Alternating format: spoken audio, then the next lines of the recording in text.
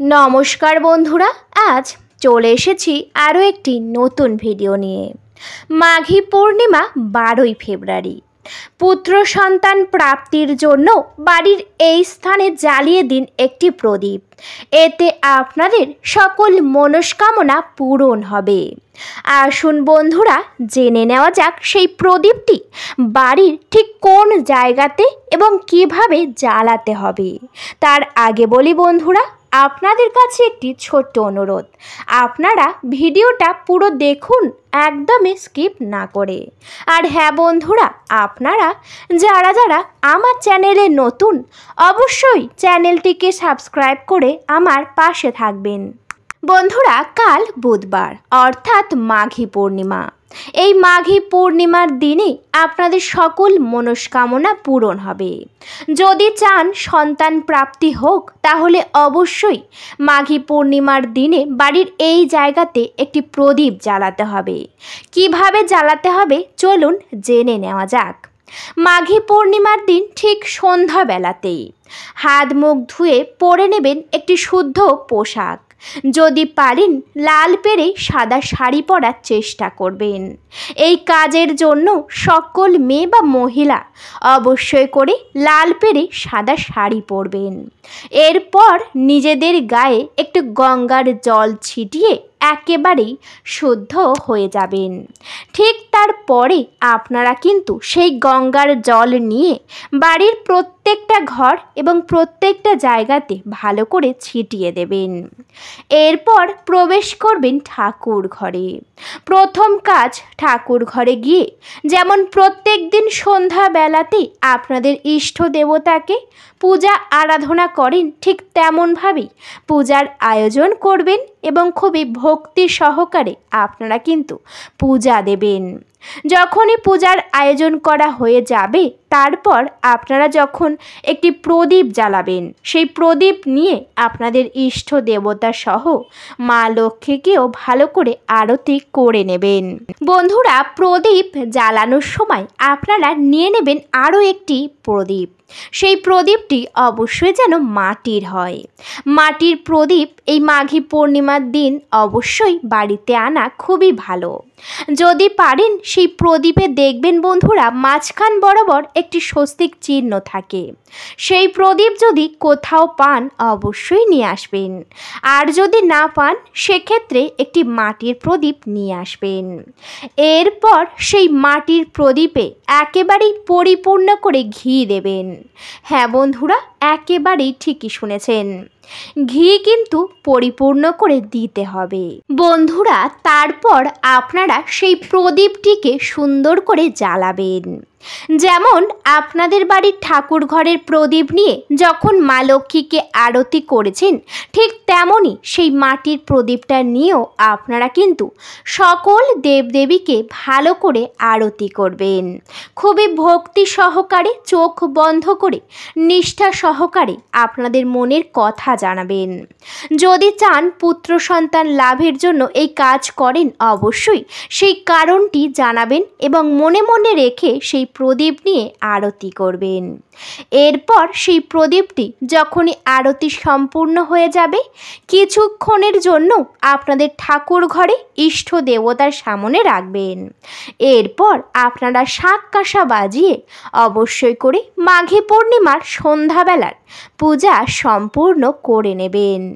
পূজা সম্পূর্ণ হয়ে যাবার পরে আপনারা কিন্তু সকল দেবদেবীকে প্রণাম করে সেই প্রদীপটি হাতে করে তুলে নেবেন এবং চোখ বন্ধ করে মা লক্ষ্মীর সামনে বা আপনাদের ইষ্ট দেবতার সামনে আপনাদের মনস্কামনা অবশ্যই জানাবেন।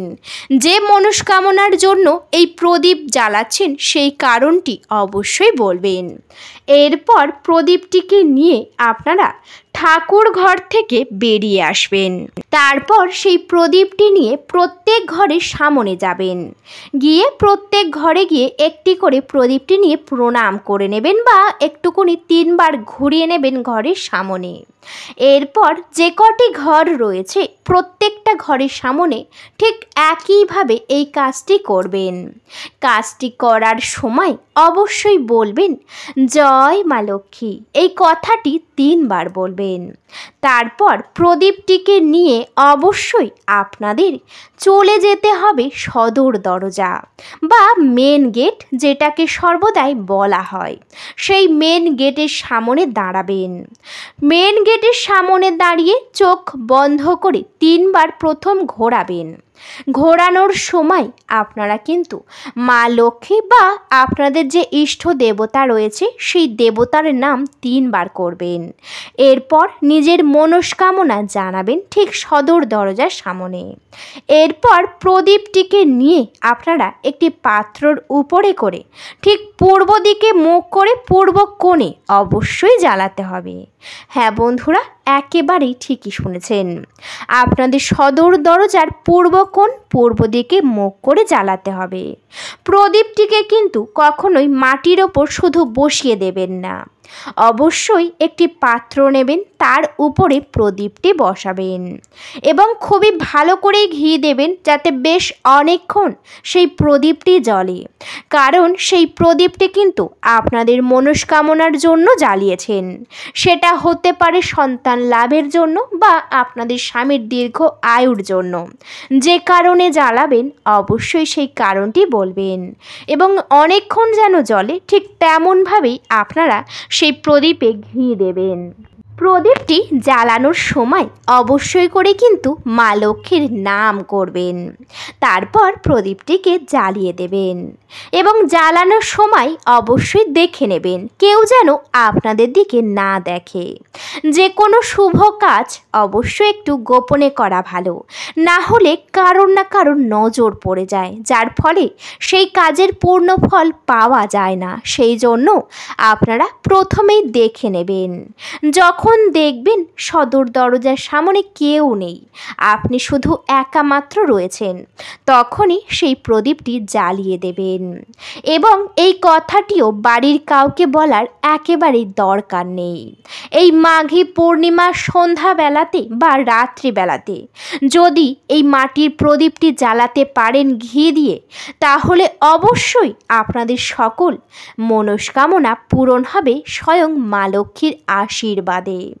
জ্বালানোর পরে আপনারা আরও একবার দাঁড়িয়ে বা বসে অবশ্যই মা লক্ষ্মীকে প্রণাম করবেন।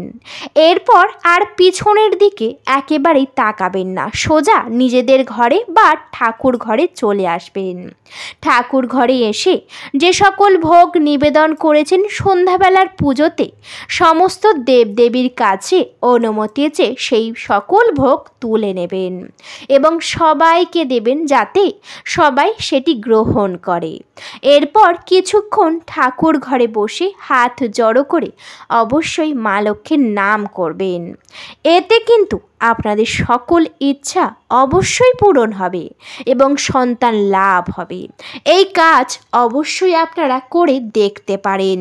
বন্ধুরা, এই মাঘী পূর্ণিমা হলো সন্তান লাভের জন্য অত্যন্তই গুরুত্বপূর্ণ একটি দিন। এছাড়াও যাদের সন্তান রয়েছে তারা ভাবছেন সন্তানের ভালো যেন থাকে সব সময়, সেক্ষেত্রেও আপনারা আপনাদের সন্তানদের জন্য এই মাঘী পূর্ণিমাতে একটি প্রদীপ জ্বালাতে পারেন। যদি ঘিয়ের প্রদীপ একান্তই জ্বালাতে না পারেন, সেক্ষেত্রে আপনারা তিলের তেলের প্রদীপ অবশ্যই জ্বালাবেন। তাও যদি না পারেন তাহলে সর্ষের তেলের প্রদীপ জ্বালাবেন। প্রদীপ জ্বালানোর সময় মনে ভক্তি এবং নিষ্ঠার সাথে প্রদীপটি জ্বালাবেন, তবেই কিন্তু আপনাদের সকল ইচ্ছা পূরণ হবে। যদিও আপনারা যদি অনিচ্ছার সত্ত্বেও বা মনে সংকোচ রয়েছে তাও প্রদীপ জ্বালাচ্ছেন, তাহলে কোনো ফল পাবেন না। এতেও কিন্তু মা লক্ষ্মী রুষ্ট হবেন আপনাদের উপরে। তাই মনে আগে বিশ্বাস আনবেন, তারপর এই মাঘী পূর্ণিমার পূর্ণ দিনে অবশ্যই প্রদীপ জ্বালাবেন, তবেই সকল মনস্কামনা পূরণ হবে। বন্ধুরা, ভিডিওটা এই পর্যন্তই। আশা করছি ভিডিওতে আপনাদের পুরোটা বোঝাতে পেরেছি। ভিডিওটি যদি ভালো লেগে থাকে অবশ্যই ভিডিওতে একটি লাইক করবেন, শেয়ার করবেন এবং সাবস্ক্রাইব করে আমার পাশে থাকবেন। আজকের মতো আমি বিদায় নিলাম। সবাই ভালো থাকবেন, সুস্থ থাকবেন। সকলকে জানাতে চাই অনেক অনেক ধন্যবাদ।